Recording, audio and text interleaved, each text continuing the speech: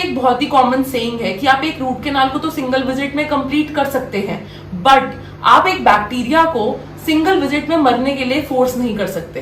तो काफी बार जो नॉन वाइटल टीथ होते हैं जिसमें बहुत पुराना नस की डेथ हो चुकी है, उस केसेस में रेजिस्टेंट बैक्टीरिया प्रेजेंट होते हैं जैसे ई फीकैलिस। इन बैक्टीरिया को कैनाल से रिमूव करना थोड़ा सा चैलेंजिंग होता है, जिसके लिए 1 या 2 एक्स्ट्रा विजिट्स लग सकते हैं जिसमें इंट्रा कैनाल मेडिकेमेंट का यूज किया जाता है। सो नॉन वाइटल टीथ के केसेस में हमें ज्यादा प्रिकॉशन लेना पड़ता है while finishing the case in a single sitting. तो नॉर्मली एक वाइटल टूथ को सिंगल विजिट में ट्रीट करना उसके लिए काफी अच्छा रहता है, बट इसके लिए चैलेंजेस ये हैं कि क्लिनिशियन की ट्रेनिंग बहुत हाई होनी चाहिए, रबर डैम प्रेजेंट होना चाहिए और आपके पास इतनी अच्छी मैग्निफिकेशन होनी चाहिए कि आप इतने श्योर हैं कि आप इसको 100% तरीके से एग्जीक्यूट कर सकते हैं।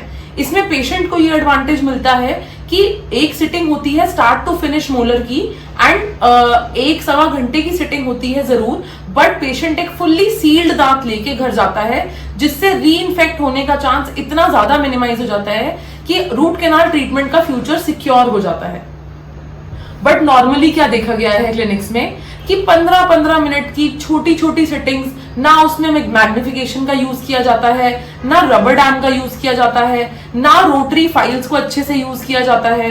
ऐसी सेटिंग्स ली जाती हैं सिर्फ क्लिनिशियन के फियर को डील करने के लिए कि बीच में फ्लेयर अप ना हो, क्योंकि काफी सारे क्लिनिशियंस को ये डर लगता है कि अगर हमने सिंगल सिटिंग में रूट कैनाल को सील कर दिया तो पेशेंट पेन लेके वापस आएगा। अब इस फियर को रिमूव करने के लिए सिर्फ और सिर्फ ट्रेनिंग और बहुत अच्छे आर्मामेंटेरियम की ही जरूरत है। तो सिंगल सिटिंग और मल्टीपल विजिट के जो ट्रीटमेंट आउटकम्स हैं वो क्लिनिशियन डिपेंडेंट है रादर देन की विजिट डिपेंडेंट।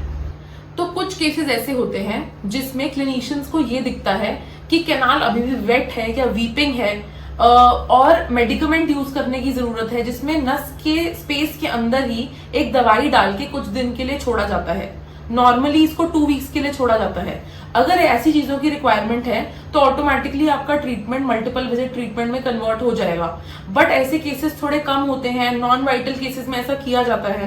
तो इस सब इंफॉर्मेशन को मन में रखना जब आप रूट कैनाल ट्रीटमेंट को अप्रोच करें एज अ डेंटिस्ट या एज अ पेशेंट। इंपॉर्टेंट है ये जानने के लिए कि whether you should be confident about your treatment और नॉट।